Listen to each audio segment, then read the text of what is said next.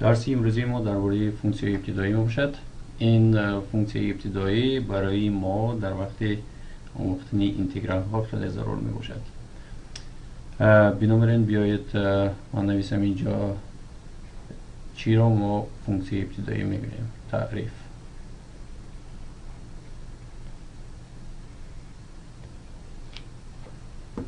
تعریف فونکسیون ابتدایی. فونکسیون ابتدایی.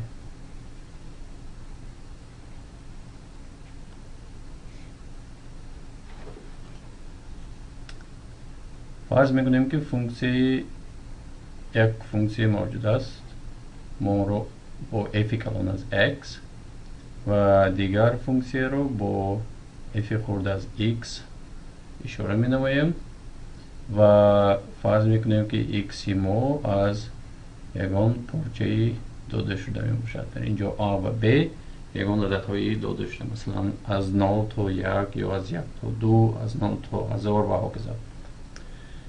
تعریف چنین میگوید: فونکسی f از x، فونکسی f از x، دیگر رنگ روی استفاده برم، فونکسی f از x این فونکسی ابتدایی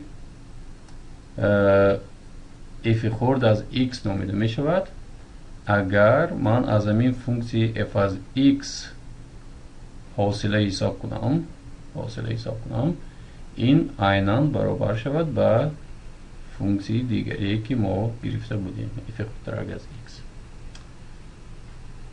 درباره فاصله ها یک درسی علایده به فکرم این در صنف دهم بود، ما علایده از همش رو گفته میگذاریم و من فرض میکنم که تا درسی حاضره ما چی بودنی فاصله ها رو میدونیم. همینطور یعنی فونکسی f کلان از x این فونکسی ابتدایی f خورده از x نامیده می شود اگر من از f کلان از x حاصله حساب کنم این عیناً برابر شود با فونکسی f خورده از x. بیایید و من با یک چند مثال ها چی بودنی همین با فهمونم. مثال: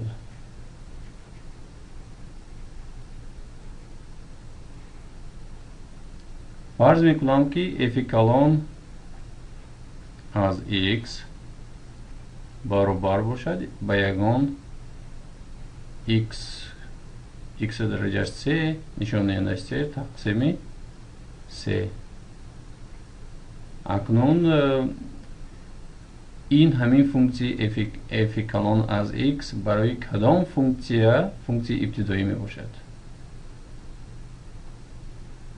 برای آن را حساب کردم، برای آن رفتن من حساب میکنم حاصله از f کلان از x این برابر می شود با x کوب تقسیم 3 حاصله این برابر است، اگر از x نشانه 3 حاصله گیرم این می شود 3 ضرب x درجهش یا نشانه 2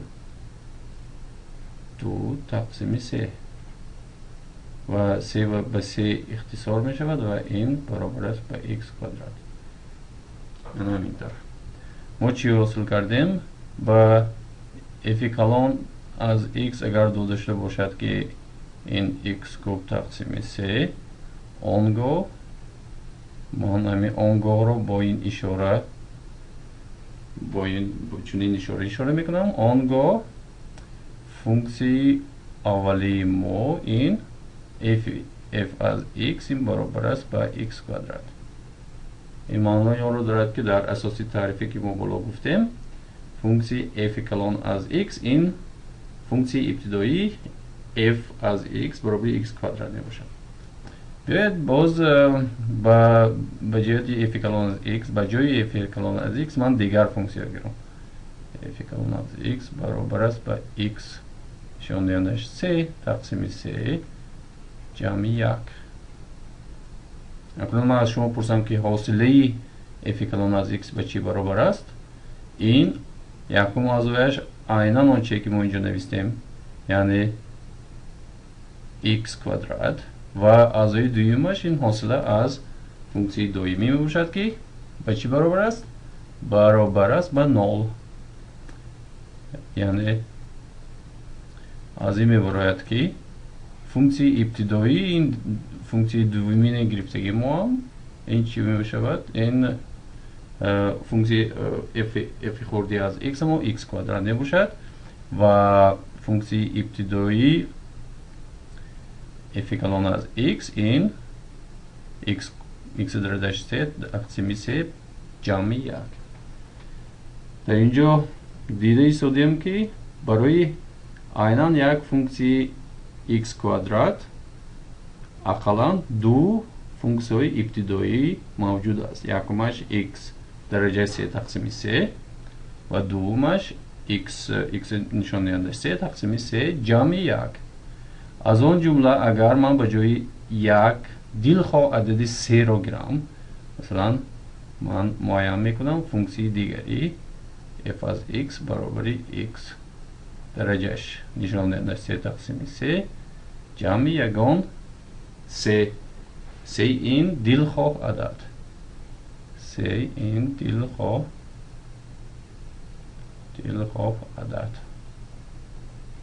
ин шуда метавонад 3 баробари 0 масалан ба ин мисоли аввала 3 баробари 1 3 баробари 1000 шуда метавонад, миллион шуда метавонад ва дилхоҳ.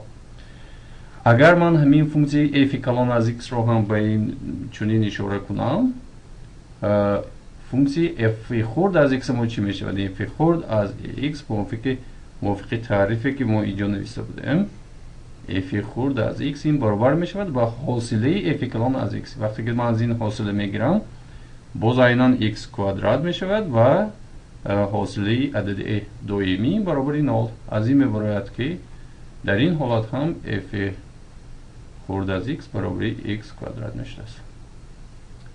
яъне ман аз ин ҷо чунин хулоса мебарорам ки барои як функсие ки дар ҳолати мо x квадрат мебошад, шумораи функсияи ибтидоӣ ин биохир аст. яъне дар он бениҳоят бисёр шумораи функсияи ибтидоӣ ҳаст ки ҳосилаи он ин баробар мешавад ба функсияи аввалии дода шуда x квадрат.